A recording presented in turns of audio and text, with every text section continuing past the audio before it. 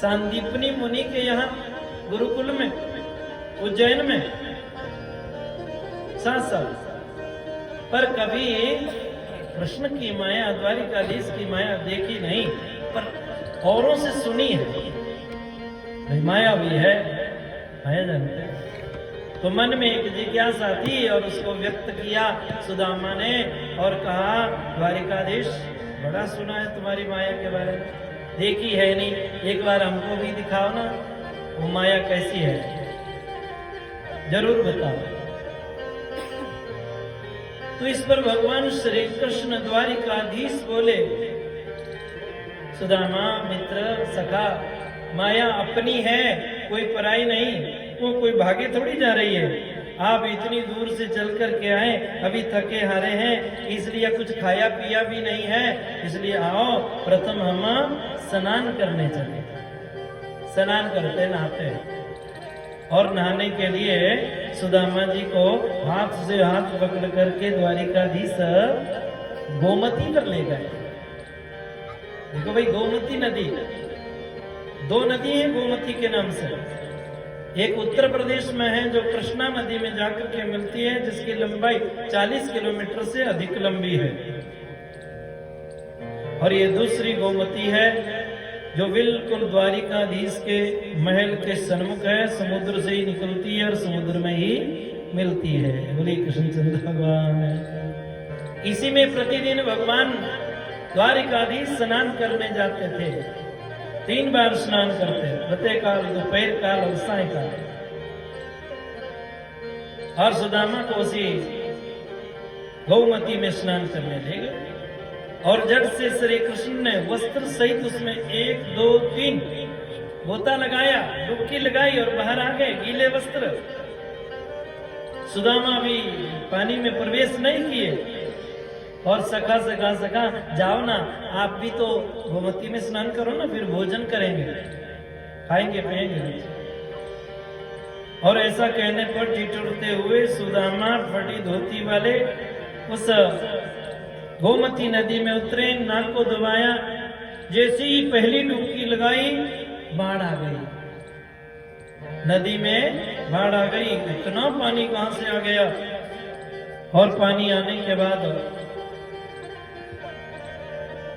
पानी के भाव के साथ समुद्र में, क्योंकि वो समुद्र से निकली हुई नदी थी,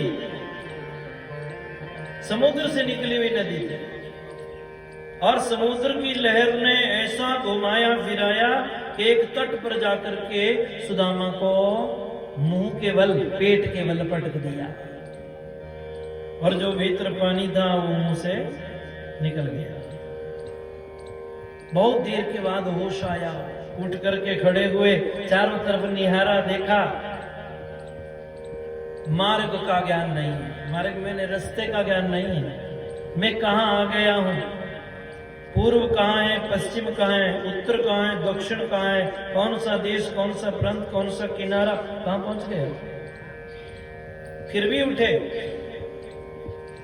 और एक अनजान मार्ग पर चलने लगे। एक ग्वाला मिल गया, गऊ चराने वाला ग्वाल।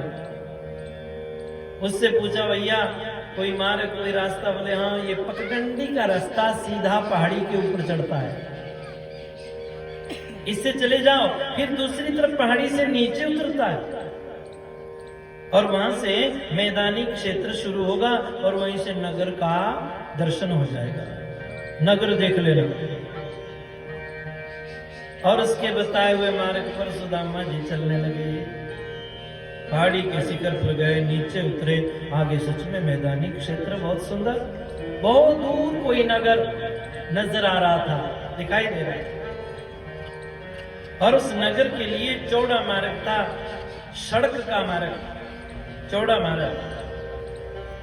और उस मार्ग पर चलने लगे, और आगे से एक जुलूस आ रहा है। जुलूस मैंने बहुत सारे लोगों का एक समूह, और उसमें ढोल नगाड़े, धुंधमियां, रणसिंग बज रहे, शंख ध्वनियां हो रही, घंटियां बज रही, जय जयकार हो रही है। सुदामा जी आगे बढ़े, भैया इन्हीं से पूछेंगे हम कहाँ आ गए, क्योंकि हमें तो देश प्रांत का भी कुछ पता नहीं, इनसे पूछेंगे। सामने जब आए तो देखा कि उस जुलूस के आगे एक हाथी चल रहा है और हाथी के ऊपर कोई बैठा नहीं है, पर हाथी को बहुत सुंदर सजाया है बैठने के लिए, और हाथी की सूंड में एक अच्छी सी माला है। और सब लोग उस जुलूस में चल रहे हैं और जय जयकार कर रहे हैं। सब लोग क्या कह रहे थे? गजराज की जय हो, गजराज की जय हो, गजराज की जय हो। गजराज मैंने हाथी की जय हो। अब ऐसा जुलूस जब आ रहा था और सुदामा जी पूछने वाले थे ये जुलूस क्या है, आप कहां से आए, नगरी कौन है? पर उससे पहले ही हाथी ने जो सूंड में माला ली थी ना, वो सुदामा के गले में डाल दी। बोले कृष्णचंद्र भगवान। लोगों ने नारा बदल दिया। जो समूह में चल रहे थे पहले बोल रहे थे गजराज की जय हो, गजराज की जय हो, पर अब क्या कहने लगे? महाराज की जय हो, महाराज की जय हो, महाराज की जय हो। अरे महाराज, महाराज हाँ, आज से आप महाराजा हैं और ये हाथी आपके ही लिए है। आप इसके ऊपर विराजमान हो, बैठो और नगर की ओर चलो। और सुदामा जी उस हाथी पर बैठ गए और वहीं से जुलूस वापस चल पड़ा। जलसा जो था लोगों का समय। और वापस कहां पहुंचे? नगरी में आकर के वो समूह वापस आ गया और वहां पहुंच करके नगर में जब पहुंचे, वहां करके सुदामा जी पूछने लगे, भैया ये हम कहाँ आ गए, इस नगरी का क्या नाम है? अब मंत्रियों ने, संतरियों ने, सबने कह दिया महाराज आज से आप हमारे राजा हैं और इस नगरी के राजा हैं और इस नगरी का नाम है मायापुरी। बोली द्वारिकाधीश भगवान की। मायापुरी के आज से आपने राजा हो गए। भैया राज किसको अच्छा नहीं लगता? और वो सिंहासन पर विराजमान हो गए, राज्याभिषेक हुआ, राज तिलक हुआ। बहुत बढ़िया से सुदामा जी राजकाज चलाने लगे, क्योंकि सांदीपनी मुनि के यहाँ पढ़े थे, उनको राजनीति का भी ज्ञान था और प्रजा का पुत्रवत पालन करने लगे। कुछ ही दिनों के बाद मंत्रियों ने परामर्श दिया, महाराज अकेले अच्छे नहीं लगते, शादी भी कर लो। तो एक देश के राजा की राजकुमारी से उनका ब्याह हो गया, शादी। महारानी जी भी आ गई। अब तो दंपति हो गए और देखते ही देखते 1 वर्ष के बाद उनको एक शुद्ध मैंने पुत्र संतान की भी प्राप्ति हो गई, बेटा हो गया। बहुत खुशियां मनाई गई, युवराज पैदा हो गए। दूसरे साल दूसरा, तीसरा, चौथा, पांचवा, ऐसे 10 पुत्र हो गए और जीवन बहुत आनंद से बीतता जा रहा था। राजकाज बहुत बढ़िया चल रहा था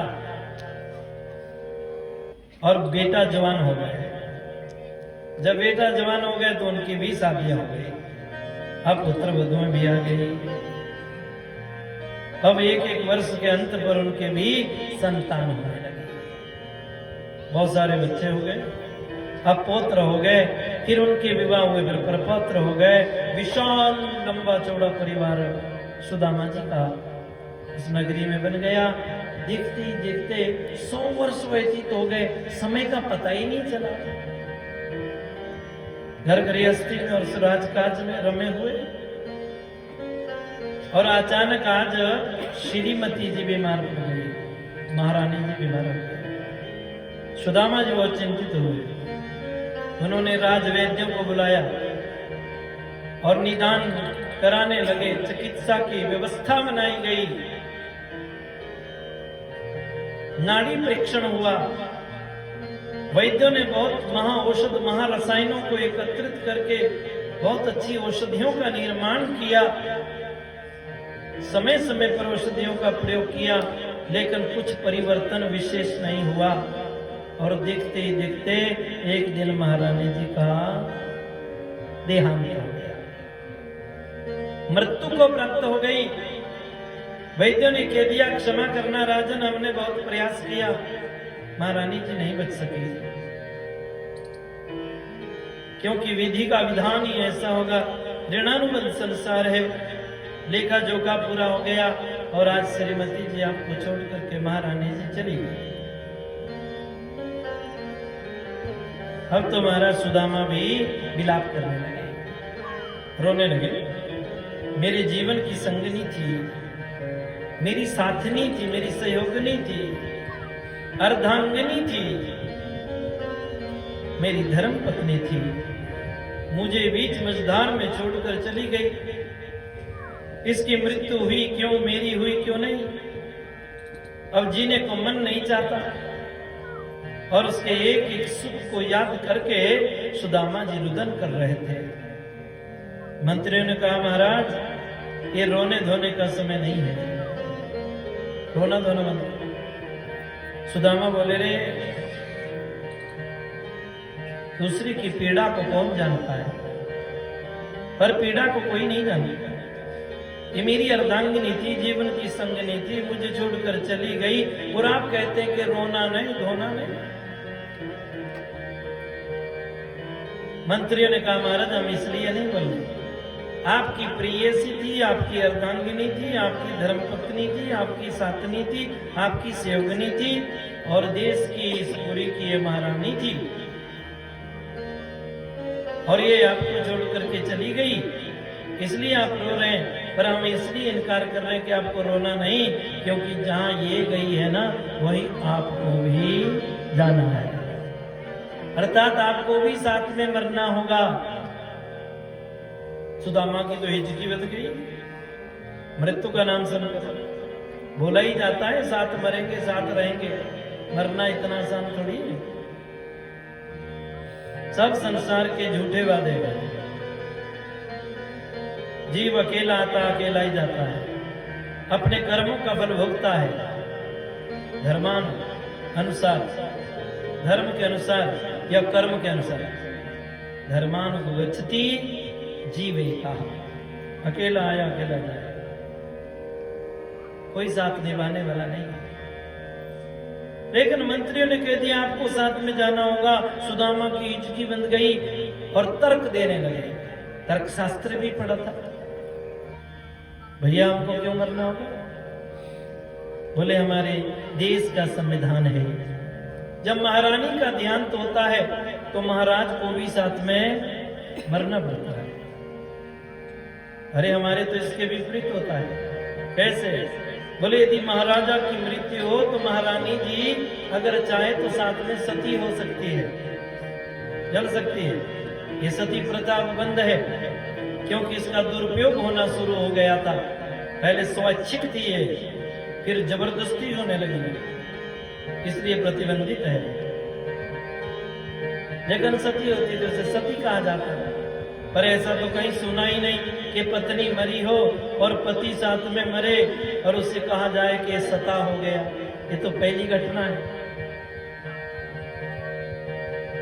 सुदामा ने तर्क दिया, भाई ये कानून मेरे ऊपर लागू नहीं होगा। क्यों? बोले मैं विदेश का हूं, बाहर से आया, यहाँ का थोड़ी हो। लेकिन मंत्रियों ने कहा महाराज जब इस देश का पहला संविधान, पहला कानून आपने स्वीकार किया, राजा बनना, हाथी पर बैठना, राजभोग करना, तो आपको दूसरा कानून भी यही के अनुसार मानना पड़ेगा। मरना तो होगा ही। हाँ एक बात है कि मरने के अलावा कोई आपकी इच्छा हो तो आप व्यक्त कीजिए, आपकी सब अंतिम इच्छाएं पूरी की जाएगी। सुदामा जी बहुत विद्वान थे, ज्ञानी थे, विचार करने लगे मरना तो पड़ेगा ही, तो क्यों ना पवित्र अवस्था में मरे,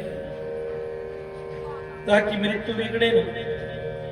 ब्राह्मण हो इसलिए पहले तीर्थ में स्नान करूंगा और फिर चंदन का लेप करूंगा, तुलसी की माला गले में डालूंगा, पंचरत्न मुख में रखूंगा और ईश्वर का स्मरण करते हुए पत्नी की चिता पर चढ़ जाऊंगा।